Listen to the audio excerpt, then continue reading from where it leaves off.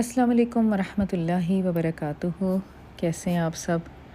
الحمدللہ رب العالمین کہ اللہ تعالیٰ نے ہم سب کو آپس میں جوڑا اور ہمارا رشتہ اس ایک کلمے کا ہے جو کلمہ توحید ہے، لا الہ الا اللہ محمد رسول اللہ صلی اللہ علیہ وسلم۔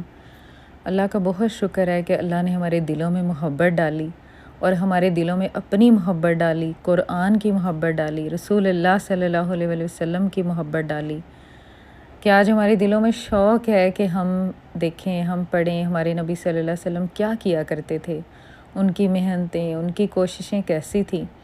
آپ یقین کریں کہ جب میں پڑھتی ہوں سیرت کی کتاب تو لٹرلی رونا آتا ہے آپ صلی اللہ علیہ وسلم کے بارے میں سوچ کے۔ ان کی دیکھیں، ہم نے جب شروع سے ہم نے پڑھنا شروع کیا، ان کی پیدائش سے لے کے پھر ان کا بچپن، جب 17 سال کے ہوئے، 15 سال کے ہوئے، پھر جب 25 سال کے ہوئے ان کی شادی ہوئی، پھر نبوت کا وقت آیا، پھر وہ سب کچھ ہم دیکھ رہے ہیں، ان کے اخلاق کیسے تھے، سبحان اللہ۔ اگر آپ دعویٰ کرتے ہیں کہ آپ کو رسول اللہ صلی اللہ علیہ وسلم سے محبت ہے تو محبت کا دعویٰ انسان سے قربانی مانگتا ہے، کام مانگتا ہے۔ آپ مجھے بتائیں، آپ کو اپنے والدین سے محبت ہے تو میں نے دیکھا ہے بیٹے چھوڑ کے بیٹیاں بھی والدین کے خرچ اٹھانے کے لیے، ان کی بیماری میں ان کی مدد کرنے کے لیے، ان کے بہت سے معاملات میں ان کی مدد کرنے کے لیے محنت کرتی ہیں، جاب کرتی ہیں، کام کرتی ہیں۔ یہاں تک کہ کئی ایسی بچیاں بھی ہیں جو کہ شادی نہیں کرواتی کہ نہیں، میری ماں کو یہ بیماری ہے، ان کا علاج رک جائے گا، میرا شوہر مجھے اجازت نہیں دے گا۔ پھر اس کے بعد ایک بیٹا ہوتا ہے، اس کو بھی والدین سے کتنی محبت ہے کہ وہ اپنے، اگر اس کے اوپر ذمہ داری ہے بہنوں کی، ان کی پہلے شادی کرے گا، پوری زندگی آپ دیکھ لیں قربانی میں گزر جائے گی۔ پھر اسی طرح دیکھ لیں کہ ایسی بچیاں بھی ہیں جو اپنے والدین کو یہ بھی نہیں بتاتی کہ میرے ساتھ سسرال میں ظلم ہو رہا ہے، میرا شوہر مجھے مارتا ہے، یا یہ بھی نہیں بتاتی کہ مجھے کھانا بھی پورا ملتا ہے کہ نہیں ملتا، اس لیے کہ میرے والدین کو دکھ نہ ہو، ان کے اوپر کوئی پریشانی نہ ہے۔ یہ سب کچھ کیوں ہوتا ہے؟ محبت کا یہ جو دنیا میں سب سے بڑا جذبہ ایک محبت کا ہے۔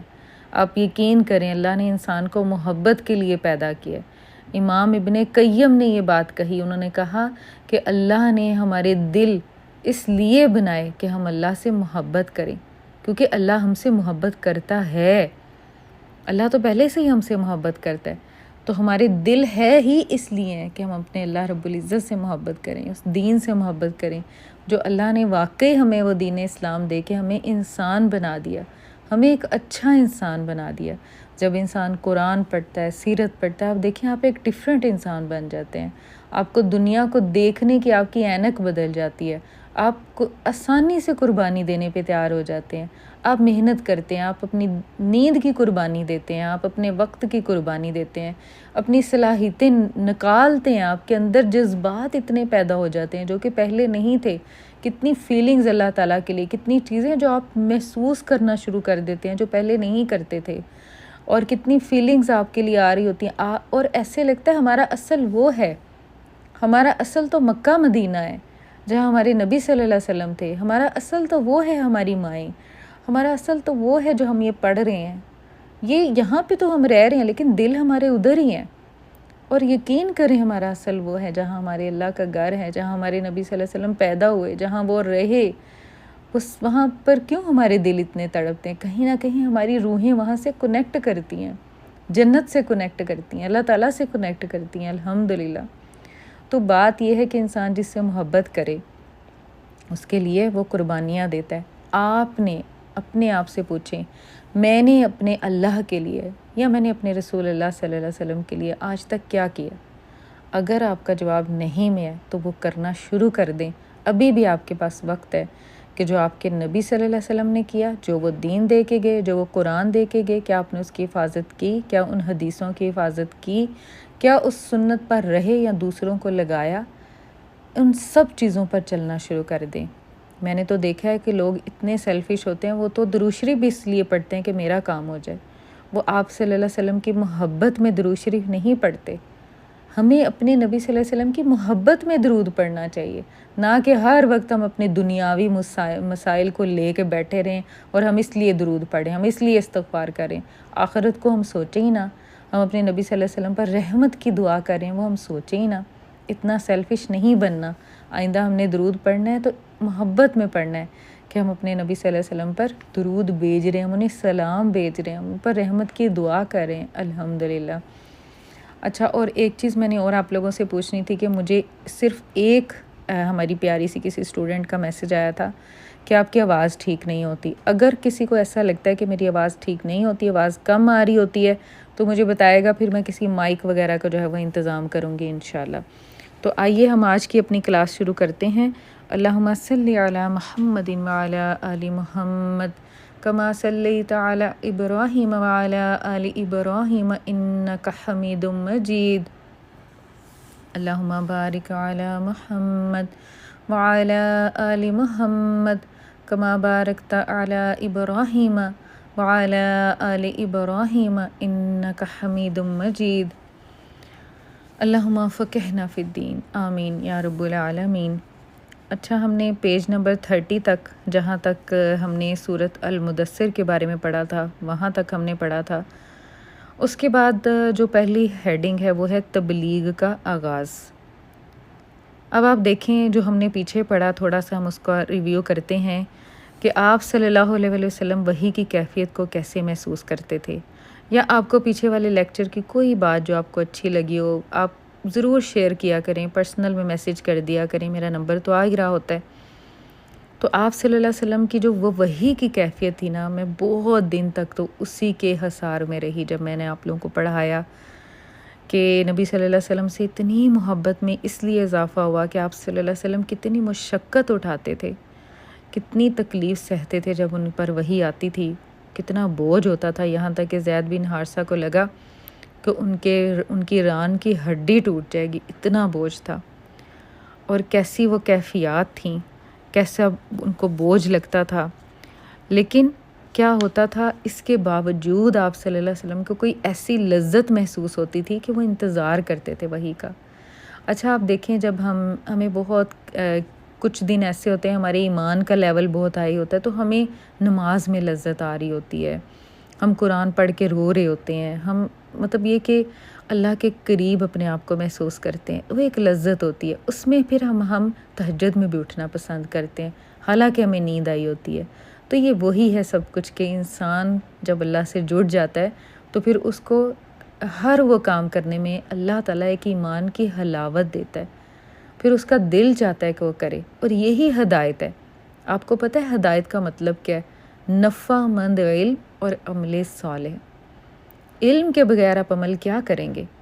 جو علم کے بغیر عمل کرتا ہے وہ بدعت بن جاتا ہے، اور جو علم رکھتے ہوئے عمل نہیں کرتا وہ معاشرے میں فساد بن جاتا ہے۔ دونوں چیزیں لازم ہیں، علم حاصل کرنا ہے اور پھر اس پر عمل کرنا ہے، اور وہ علم حاصل کرنا ہے جو اوتھینٹک ہے، جو سنت سے ثابت ہے، جو حدیث سے ثابت ہے، جو قرآن میں آیا ہے۔ ٹھیک ہے انشاءاللہ۔ تو آئیے ہم پڑھتے ہیں کہ پھر نبی صلی اللہ علیہ وسلم نے تبلیغ کا آغاز کر دیا۔ جب 2 دفعہ وحی آ گئی، اللہ کا حکم آ گیا، تو تبلیغ کا آغاز کیا۔ ان آیات کے اترنے کے بعد نبی صلی اللہ علیہ وسلم دعوت تبلیغ کے کام میں لگ گئے۔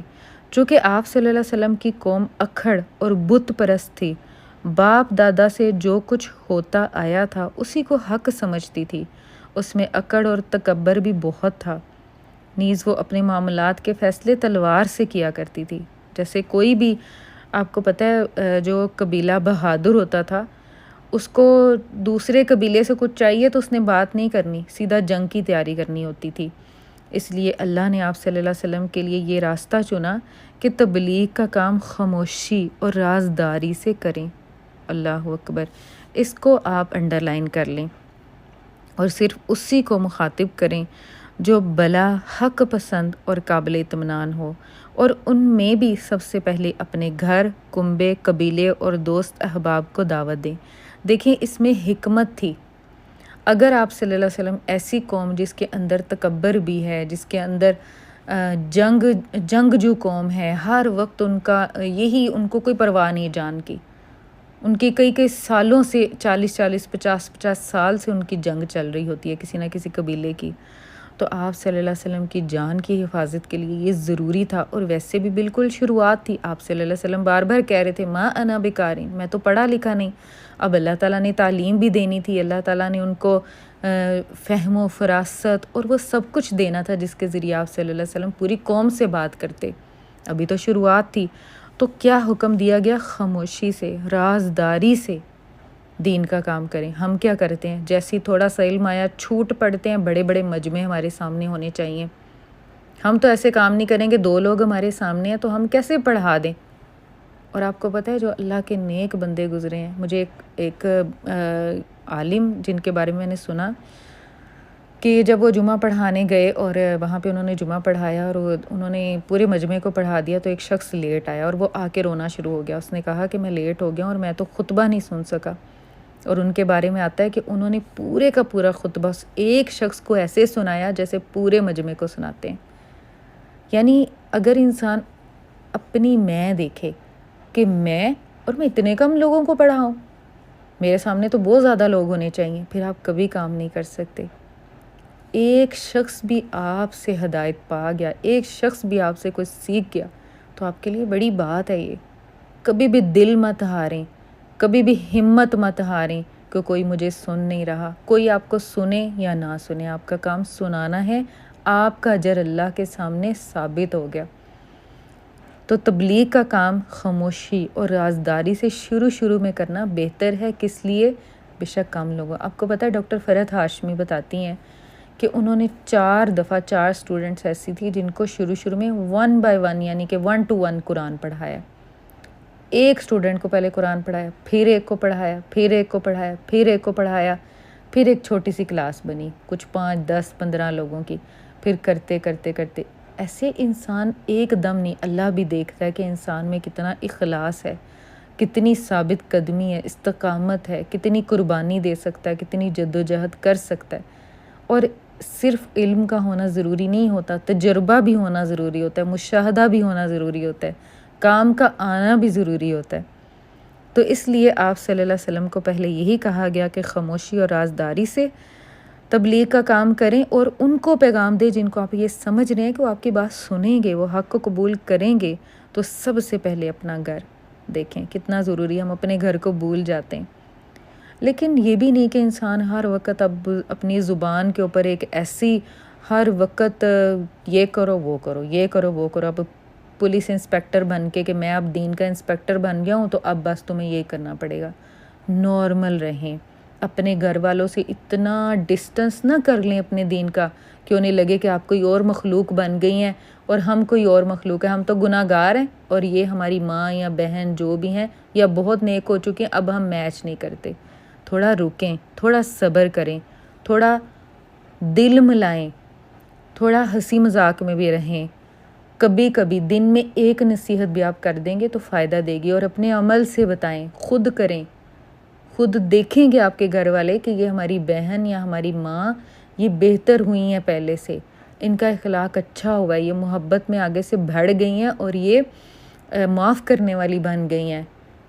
تو وہ ضرور آپ جیسا آپ کہیں گی ویسا کریں گے. لیکن ڈسٹنس مت پیدا کریں کہ ہماری بہن وہ کہتی ہیں کہ میرے گھر میں اب یہ کہنا شروع کر دیا ہے میرے بچوں نے اور میرے خاوند نے، تمہارا اسلام کچھ اور ہے، ہمارا کچھ اور ہے. ایسا مت کریں. آپ کھو دیں گی اپنے بچوں کو. رکیں، واپس جائیں ان کے پاس، ان جیسی بنیں. جیسا وہ کر رہے ہیں، وہ کچھ کھیل رہے ہیں ان کے ساتھ کھیلیں، وہ کچھ کھانا پسند کر رہے ہیں انہیں بنا کر دیں اپنے اخلاق سے. آہستہ آہستہ پھر آپ دیکھیں گی سب کچھ ہوگا. وقت لگتا ہے، صبر کرنا پڑتا ہے. اپنے کنبے کو، پہلے اپنے گھر والوں کو، پھر آپ صلی اللہ علیہ وسلم سے کہا گیا اپنے کنبے کو، اپنے خاندان کو، اپنے دوستوں کو دعوت دیں. پھر کیا ہوا؟ پہل ایمان لانے والے کون تھے؟ اس پروگرام کے مطابق نبی صلی اللہ علیہ وسلم نے دعوت و تبلیغ شروع کی تو کئی خوش قسمت لوگوں نے اسے لپک کر قبول کیا اور آپ پر ایمان لے آئے. جیسا کہ میں نے آپ لوگوں کو پہلے بھی بتایا تھا کہ کچھ لوگ دین ابراہیمی پر تھے اور وہ ڈھونڈتے تھے اپنے اللہ کو اور وہ کہتے تھے اللہ ہم تمہیں کہیں پا لیں تو ہم تمہارے سامنے سجدے کریں. تو انہوں نے لپک کر ایمان قبول کیا۔ آپ جانتے ہیں کہ سب لوگ جانتے تھے کہ آخری نبی آئے گا اور انتظار میں بھی تھے۔ پھر کیا ہوا، ان میں سب سے پہلا نام حضرت خدیجہ رضی اللہ تعالیٰ عنہ کا ہے۔ وہ آپ صلی اللہ علیہ وسلم کی بیوی ہونے کی وجہ سے آپ کے بلند اخلاق اور اعلیٰ کردار کو سب سے اچھی طرح جانتی تھیں۔ انہیں یہ بھی پتہ تھا کہ ایک آخری نبی کی آمد ابھی باقی ہے۔ دیکھیں، وہ آپ کے تعلق سے کچھ معجزانہ حالات اور واقعات بھی سن چکی تھی، جیسے نبی صلی اللہ علیہ وسلم اپنے خواب سنایا کرتے تھے، وہ سچے ہو جاتے، اور آپ صلی اللہ علیہ وسلم میں نبوت رسالت کی جھلک بھی دیکھ چکی تھیں، یعنی ان کے اخلاق سے اور ان کے سامنے جیسے وحی نازل ہوئی، ان سب پر مستزاد یہ کہ ورقہ جیسے صاحب علم و بصیرت نے بتایا تھا کہ ہرا میں جو فرشتہ آپ کے پاس آیا تھا وہ حضرت جبرائیل علیہ السلام تھے، اور جو کچھ وہ لائے تھے وہ وحی الہی تھی۔ اور سب سے آخری بات یہ کہ سورۃ مدثر کی ابتدائی آیات جب اتر رہی تھی تو حضرت خدیجہ رضی اللہ تعالیٰ عنہ بنفس نفیس وہاں موجود تھیں، اس لیے یہ بالکل فطری بات تھی کہ وہ سب سے پہلے ایمان لاتی۔ سبحان اللہ۔ ادھر ان آیات کے اترتے ہی نبی صلی اللہ علیہ وسلم اپنے جگری دوست کیا ہوتا ہے، جس کا وہ کہتے ہیں نا آپ کی سوچ بھی ملتی ہے، آپ کا اٹھنا بیٹھنا ہر بات شیئر کرنا، محبت ہوتی ہے۔ جگری دوست ابو بکر رضی اللہ تعالیٰ عنہ کے پاس گئے، انہیں اپنی نبوت رسالت سے آگاہ کرتے ہوئے ایمان لانے کی دعوت دی۔ انہوں نے بے کھٹک ایمان قبول کیا اور فوراً تصدیق کرتے ہوئے حق کی شہادت دی، چنانچہ وہ اس امت کے سب سے پہلے مومن ہیں۔ وہ آپ سے 2 سال چھوٹے تھے اور آپ کا کھلا چھپا سب کچھ جانتے تھے، لہٰذا ان کا ایمان لانا آپ صلی اللہ علیہ وسلم کی سچائی کا بہترین ثبوت ہے۔ اللہ اکبر۔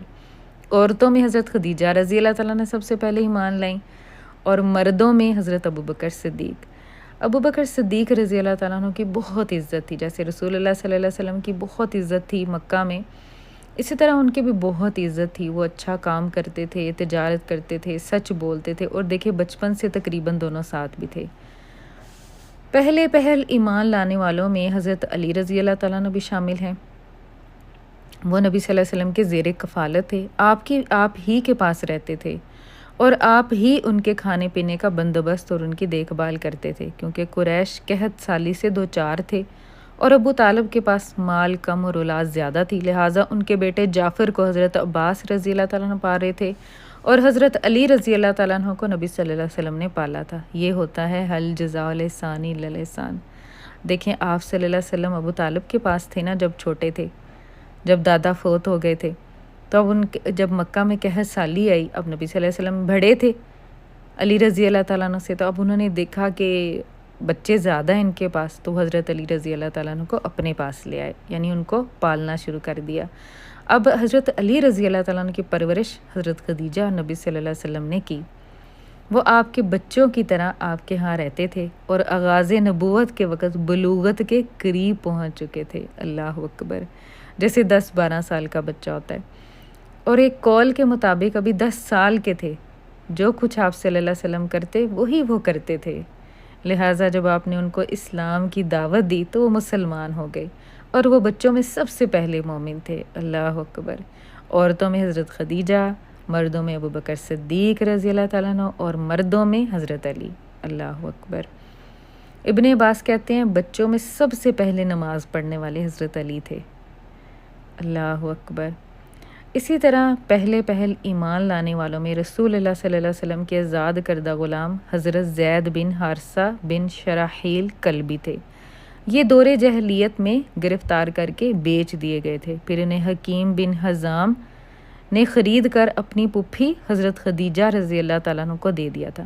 اب یہ جو حکیم بن حزام تھے نا، یہ نبی صلی اللہ علیہ وسلم کے دوست بھی تھے، اور ان کی پھوپھی تھی حضرت خدیجہ، ٹھیک ہے، اور حضرت خدیجہ رضی اللہ تعالیٰ نے انہیں رسول اللہ صلی اللہ علیہ وسلم کے حوالے کر دیا تھا، یعنی یہ غلام تھے، انہیں خریدا تھا حضرت حکیم بن حزام نے، خرید کے اپنی پھوپھی کو دیا تھا حضرت خدیجہ کو، اور حضرت خدیجہ نے آگے نبی صلی اللہ علیہ وسلم کو تحفے میں دیا تھا۔ جب ان کے والد اور چچا کو ان کی موجودگی کا علم ہوا تو وہ رسول اللہ صلی اللہ علیہ وسلم کے پاس حاضر ہوئے اور عرض کی کہ فدیہ لے کر چھوڑ دیں، اور فدیہ لینے میں بھی احسان فرمائیں۔ آپ نے زید کو بلایا اور اختیار دیا کہ چاہے آپ کے پاس رہیں، چاہے والد اور چچا کے ساتھ چلے جائیں، انہوں نے آپ کے ساتھ رہنا پسند کیا۔ اللہ اکبر۔ اب آپ خود دیکھیں، ایک غلام ہو اور اس کو اس کے چچا بھی لینے آئیں اور والد بھی لینے آئیں کہ چلو گھر، اور وہ کہے نہیں میں نے ادھر ہی رہنا ہے۔ کیا خوبی تھی آپ صلی اللہ علیہ وسلم کا اچھا اخلاق، غلاموں سے اچھا اخلاق اور محبت کہ انہوں نے جانا پسند ہی نہ کیا۔ آپ نے اسی وقت قریش کے مجمع میں جا کر اعلان فرمایا کہ آج سے زید میرا بیٹا ہے، یعنی منہ بولا بیٹا، وہ میرا وارث ہوگا اور میں اس کا وارث ہوں گا، اور اسی دن سے ان کو زید بن محمد کہا جانے لگا۔ والد اور چچا یہ منظر دیکھ کر خوش ہو گئے، بخوشی واپس چلے گئے۔ یہ سارا واقعہ نبوت سے پہلے کا ہے۔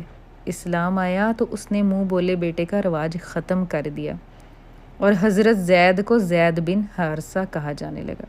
آپ قرآن میں سورۃ الاحزاب پڑھیں گے نا تو یہ پورا واقعہ ان کا آتا ہے کہ اللہ تعالیٰ نے پھر منہ بولے بیٹے کو سگا بیٹا کہنے سے منع کر دیا، اور پھر ان کی جو بیوی تھیں آئی تھنک کیا ان کا زینب رضی اللہ تعالیٰ عنہ، ان کو ان سے نکاح ہوا تھا، پھر انہوں نے ان کو طلاق دی، پھر آپ صلی اللہ علیہ وسلم نے شادی کی۔ تو اب یہ سب کچھ آپ سورۃ الاحزاب میں انشاءاللہ پڑھیں گے۔ اب یہ چاروں حضرات اس دن ایمان لائے تھے جس دن سورہ مدثر کی ابتدائی آیات نازل ہوئی تھی۔ کہنے والوں نے ان میں سے ہر ایک کے متعلق کہا ہے کہ سب سے پہلے وہی ایمان لائے۔ اب یہ چاروں کون تھے؟ حضرت خدیجہ، ابوبکر صدیق، حضرت علی، زید بن حارثہ۔ ٹھیک ہے، اب یہ چیزیں دیکھیں، آپ کو چاہیے یا تو آپ اپنی بک کے اوپر ساتھ ساتھ لکھتے جائیں یا دیکھتے جائیں۔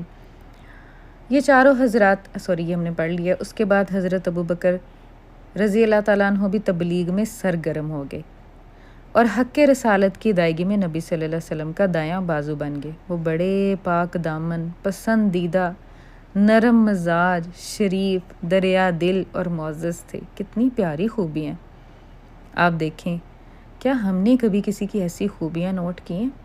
کیا ہم نے کبھی سوچا فلاں انسان کتنا پاک دامن ہے، کتنا نرم مزاج ہے، کتنا اچھا؟ سم ٹائمز ایسا ہوتا ہے کہ میں اگر کوئی مجھے بہت امپریس کرے تو میں سوچتی ہوں کہ اس میں یہ خوبیاں، اور میں نے دیکھا انسانوں میں زیادہ خوبیاں ہوتی ہیں، انسان زیادہ فطرت پہ ہوتے ہیں، انسان زیادہ تر اچھے ہی ہوتے ہیں۔ جب کسی کو حالات بہت ستائیں تو کسی میں غصہ آ جاتا ہے، کوئی بالکل خاموش ہو جاتا ہے۔ ہمیں دوسروں کو انڈرسٹینڈ کرنے میں ہم سے غلطی ہوتی ہے۔ کئی دفعہ بہت سی خواتین، انہیں نہیں پتہ ہوتا ان کا شوہر باہر کس تکلیف سے ہو کے آیا ہے، اس نے آپ کی خاطر کتنے لوگوں سے ڈانٹ بھی سنی ہے۔ اور آپ کو پتہ ہے آج کل کے جو بچے ہیں ان کی شکایت کیا ہے؟ ماں باپ ہمیں سمجھتے نہیں۔ جب ہم انہیں اتنی اچھی تعلیم دیں گے تو وہ تعلیم ان کے دماغ پہ تو اثر کرے گی۔ اب بچہ آپ سے سوچ میں آگے بھی جا سکتا ہے۔ والدین سمجھتے ہیں ہم اس کے ماں باپ ہیں، ہمیں زیادہ پتہ ہے۔ کبھی اپنے بچوں کی جگہ پر آ کے اپنے آپ کو رکھ کر دیکھیں کہ آپ کے بچے میں کتنی خوبیاں ہیں۔ صرف نمبروں پر انہیں جج نہ کریں، یہ آپ کی اولاد ہے، ان کو نمبروں کے حوالے نہ کریں، ان کو اچھے اخلاق اور آداب سکھائیں، انہیں محبت دیں، ان کی ذہنی صحت کا زیادہ خیال رکھیں، ان کی خوبیوں کو لکھیں، اور کبھی بھی ایک خوبی کے اوپر ایک خامی حاوی نہیں ہو سکتی۔ خامیاں وقتی طور پہ ہو سکتی ہیں، خوبیاں اندر اللہ نے گوند کے بھیجی ہوتی ہیں۔ تو انسانوں کو ٹھیک کیا جا سکتا ہے اپنے اچھے اخلاق سے۔ تو ہم بات کر رہے تھے ابوبکر صدیق رضی اللہ تعالیٰ عنہ کے اخلاق کی کہ وہ پاک دامن تھے، پاکیزہ انسان، لوگوں میں پسندیدہ کیے جاتے تھے، نرم مزاج تھے، شریف انسان کیسا ہوتا ہے؟ میری تو نظر میں یہی آتا ہے کہ جس کی آنکھیں جھکی ہوئی ہوں، جو بولنے میں بھی شرمائے، شرمیلا سا انسان، دریا دل یعنی سخی، معزز۔ عرب کے انسان انساب و واقعات سب سے زیادہ جانتے تھے، یعنی نسب جو تھے نا لوگوں کے وہ زیادہ جانتے تھے، علم والے تھے۔ ان کے کردار، اخلاق، جود و سخا، علم و فضل، لین دین اور میل جول کی خوبیوں کی وجہ سے ان کے پاس ہر قسم کے لوگوں کی آمد و رفت برابر رہا کرتی تھی، یعنی لوگ ان سے ملنا پسند کرتے تھے، اور اس بات کا بہت فائدہ دیا تھا آگے دین کو پھیلانے میں۔ اب جس کو وہ بھلا اور بھروسہ کے لائق محسوس کرتے اسے اسلام کی دعوت دے دیتے۔ اللہ اکبر۔ اس طرح فضلائے صحابہ رضی اللہ تعالیٰ عنہ کی ایک جماعت نے ان کے ذریعے اسلام قبول کیا۔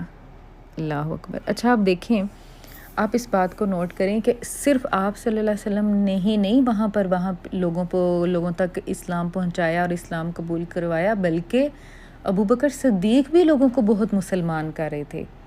اور آپ دیکھیں کہ جو ان کو مسلمان کر رہا تھا ان کے لیے تو بینک اکاؤنٹ کھل گیا نا نیکیوں کا، جو وہ نیک کام کر رہے تھے، جیسے حضرت عثمان رضی اللہ تعالیٰ عنہ، ابو بکر صدیق رضی اللہ تعالیٰ عنہ کے ذریعے جو مسلمان ہوئے، تو آپ سوچیں ان کی تو نیکیاں ابھی تک چل رہی ہیں۔ حضرت عثمان رضی اللہ تعالیٰ عنہ کا فندق عثمان ہے مدینہ کے اندر، جب ہم حج کرنے گئے تھے ہم اسی ہوٹل میں ٹھہرے تھے۔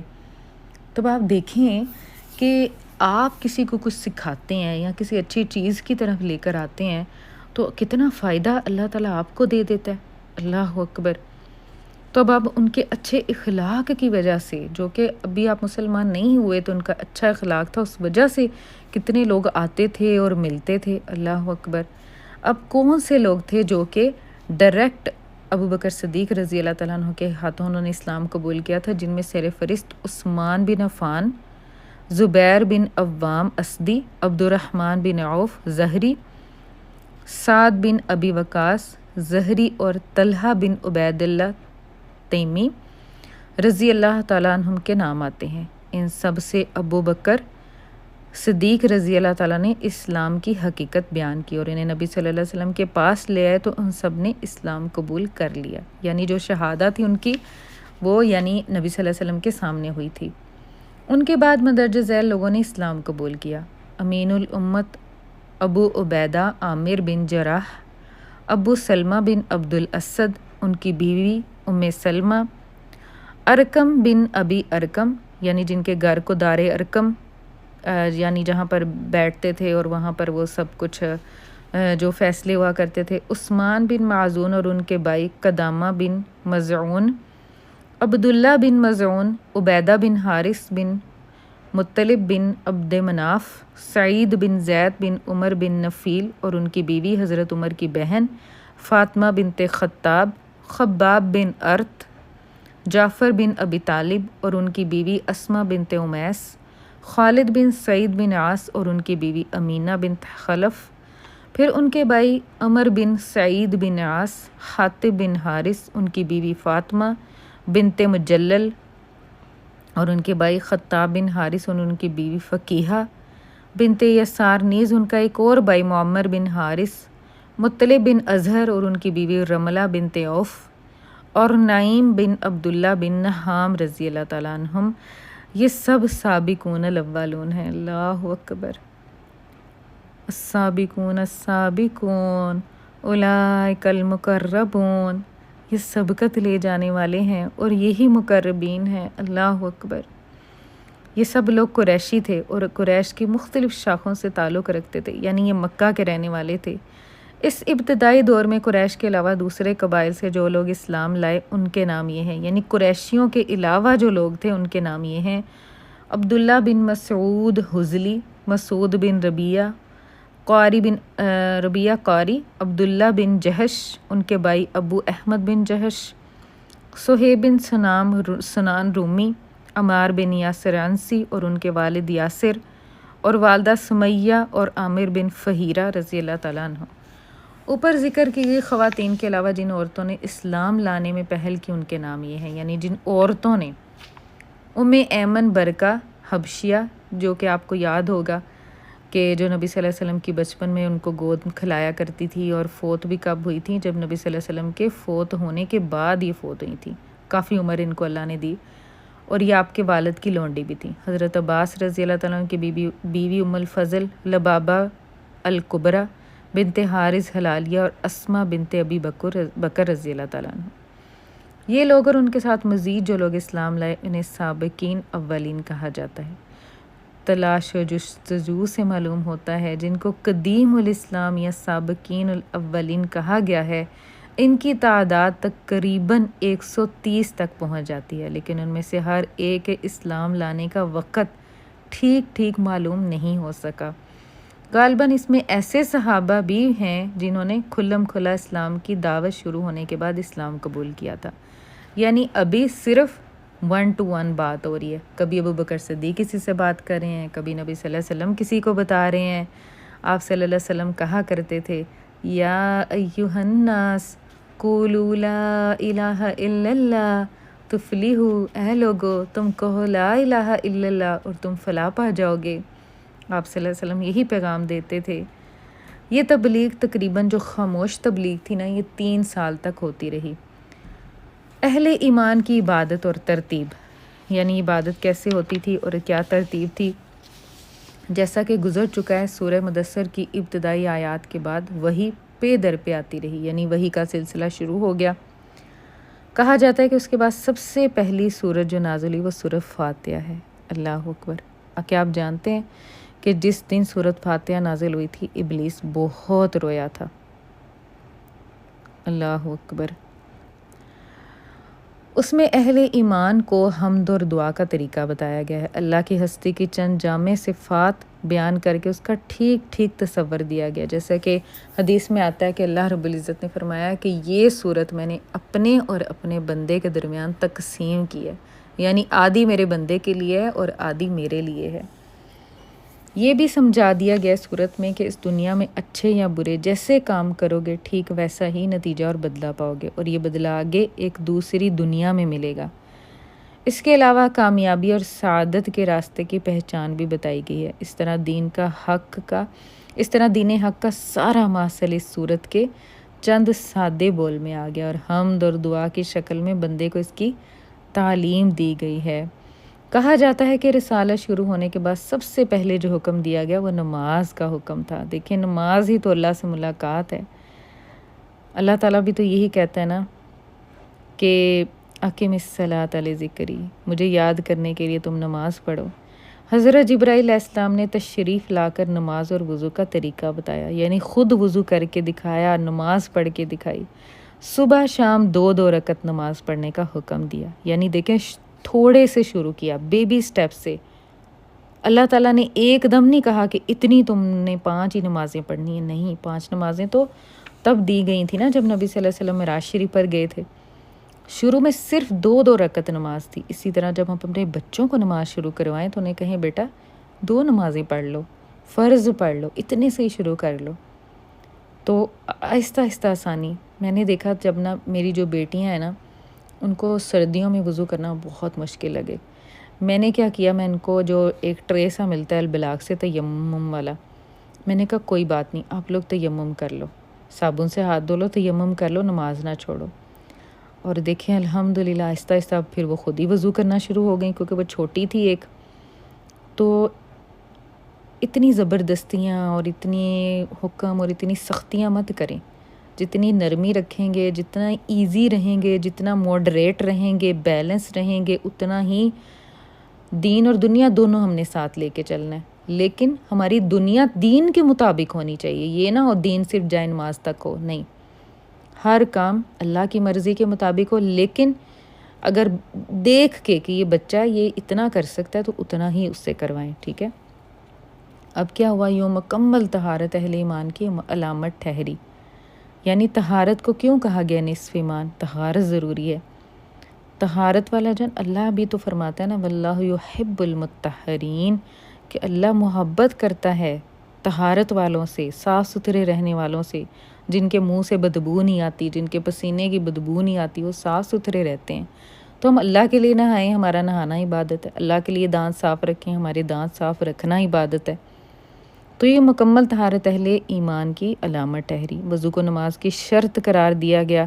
سورہ فاتحہ نماز کی اصل اور حمد و تسبیح نماز کی اور یعنی کہ اوراد و وظائف قرار پائے۔ اب نماز یہ اہل ایمان کی اصل عبادت تھی جو انہیں قائم کرنی تھی۔ اس کے لیے وہ نظروں سے دور جگہوں کا انتخاب کرتے اور کبھی کبھی وادیوں اور گھاٹیوں میں بھی چلے جاتے تھے۔ اللہ اکبر! چھپ کے نماز پڑھتے۔ اسلام کے ابتدائی دنوں میں نماز کے علاوہ کسی عبادت یا امر و نہی کا پتہ نہیں چلا، یعنی صرف نماز کا ہی پتہ چلا ہے۔ وہی آتی تھی، توحید کے مختلف گوشوں کو بیان کرتی تھی۔ صحابہ رضی اللہ تعالیٰ عنہم کو نفس کی صفائی کی ترغیب دیتی تھی، یعنی تزکیہ، اندر سے بھی صاف، دل بھی صاف رکھنے ہیں۔ اور دیکھیں ایسے لوگ بھی تو تھے نا جو پہلے جنگیں کرتے تھے، لیکن بعد میں جب مسلمان ہو گئے تو پھر انہیں اپنے اوپر کنٹرول کرنا کتنا مشکل تھا، اپنے غصے کو اور وہ سب کچھ۔ مکارم اخلاق پر ابھارتی تھی، جنت جہنم کے حالات بیان کرتی تھی اور ایسی زبردست نصیحتیں لے کر آتی تھی کہ ان سے سینے کھل جاتے تھے اور روح کو غذا ملتی تھی۔ سبحان اللہ۔ کئی دفعہ پوری صورت آئی، سورۃ الانعام، سورۃ المائدہ، پوری صورتیں نازل ہو گئیں۔ اللہ اکبر۔ ادھر رسول اللہ صلی اللہ علیہ وسلم بھی کتاب و حکمت کی تعلیم کے ذریعے صحابہ کرام رضی اللہ تعالیٰ عنہ کو پاک صاف کرتے تھے، انہیں دلوں کی صفائی، اخلاق کی پاکیزگی، معاملات کی سچائی اور نفس کی عفت کی تربیت دیتے تھے، تاریکیوں سے نکال کر روشنی میں لاتے تھے، صحیح راستہ بتاتے تھے اور اللہ کے دین کو مضبوطی سے پکڑنے، اس کی رسی کو اچھی طرح تھامنے اور اس کے معاملات میں ثابت قدم رہنے کی تلقین فرماتے تھے۔ یوں 3 برس گزر گئے اور صرف افراد کو دعوت دی جاتی رہی، مجلسوں اور محفلوں میں کہیں اعلانیہ تبلیغ نہیں کی، کہیں پہ بھی دیکھیں۔ اور ٹھیک ہے وہاں پہ شرک تھا، بت پرستی تھی، اس لیے توحید پر زیادہ جو ہے وہ دیکھیں، شروع کی آپ اگر مکی صورتیں دیکھیں نا تو آپ کو موضوع سمجھ آ جائے گا۔ لیکن قریش کو اس کا علم ہو گیا اور بعض نے اس پر تنکیر بھی کی، یعنی انکار کیا۔ بعض اہل ایمان پر کچھ زیادتیاں کی گئیں، لیکن عمومی طور پر قریش نے اب تک اسے کوئی اہمیت نہیں دی، کیونکہ چند لوگ تھے۔ دیکھیں اتنا بڑا مکہ اور صرف 130 لوگ اگر مسلمان ہو بھی گئے ہیں، سن تو لیا دور سے کسی نے، چھپ کے عبادت بھی کر رہے تھے، آپ صلی اللہ علیہ وسلم تعلیم بھی دے رہے تھے صحابہ کرام کو، چھپ کے راتوں کو جاتے تھے تعلیم دینے، تو انہوں نے کوئی اتنی اہمیت نہیں دی کہ کوئی اتنی بات نہیں ہے، یعنی کہ کوئی اتنی امپورٹنس نہیں دی۔ ادھر نبی صلی اللہ علیہ وسلم نے بھی ان کے دین سے کوئی تعارض نہیں کیا، نہ ان کے معبودوں کے بارے میں کوئی بات کی۔ اچھا اب دیکھیں کہ اب وہ اپنے لگے ہوئے ہیں گناہوں میں یا بتوں کی پوجا کرنے۔ اب دیکھیں نبی صلی اللہ علیہ وسلم کو کتنی اللہ سے محبت اور قرآن سے محبت ہو چکی تھی، لیکن نبی صلی اللہ علیہ وسلم نے کتنا سیلف کنٹرول کیا۔ اب ان کا دل تو چاہتا تھا، جب قرآن بندے کے پاس آتا ہے نا تو اس کا دل چاہتا ہے ہائے اس کو بھی ٹھیک کر دوں، اس کو بھی کر دوں، یہ غلط کر رہا ہے۔ ہم جب دیکھتے ہیں ٹی وی دیکھیں، ڈرامے دیکھیں، کتنا کڑتے ہیں، یہ کیسے موضوع ہیں، ان کے کپڑے کیسے ہیں، یہ سب کچھ کیسے ہیں، انسان کو وہ سب کچھ پھر عجیب لگنا شروع ہو جاتا ہے۔ لیکن آپ صلی اللہ علیہ وسلم نے ان کو کچھ نہیں کہا۔ یہ ہوتی ہے حکمت سے کام کرنا۔ اپنے آپ نے اگر فیملی میں اپنے خامد کو یا اپنے بچوں کو کسی کو بھی دین کی طرف لانا چاہتی ہیں تو حکمت سے چلنا پڑے گا، بہت سی چیزیں برداشت کرنی پڑیں گی، خاموشی اختیار کرنی پڑے گی، اپنے اچھے اخلاق سے ان کو موڑنا ہوگا، اپنی دعاؤں سے موڑنا ہوگا، ٹھیک ہے انشاءاللہ۔ اچھا یہاں پر جو ہے نا وہ ایک ٹاپک ہمارا جو ہے وہ ختم ہو رہا ہے، آگے ہے کہ اسلام کی اعلانیہ تبلیغ، یہ جلدی آگے میں آپ لوگوں کو انشاءاللہ سینڈ کرتی ہوں، تقریباً جلدی ہی کر دوں گی آپ لوگوں کو۔ اللہ تعالیٰ بہت آسانی کرے، آمین۔ اور اللہ تعالیٰ ہمیں ایک بات سے نصیحت پکڑنے کی توفیق عطا فرمائے۔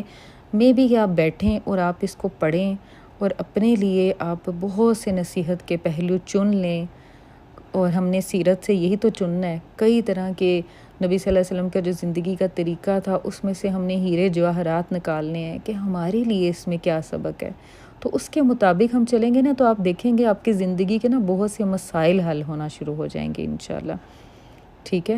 اللہ تعالیٰ بہت آسانیاں کرے آپ سب کے اور میرے دل میں اور ہماری اولادوں نسلوں کے دل میں قرآن کو، سیرت کو پیوست کر دے، آمین۔ السلام علیکم ورحمۃ اللہ وبرکاتہ۔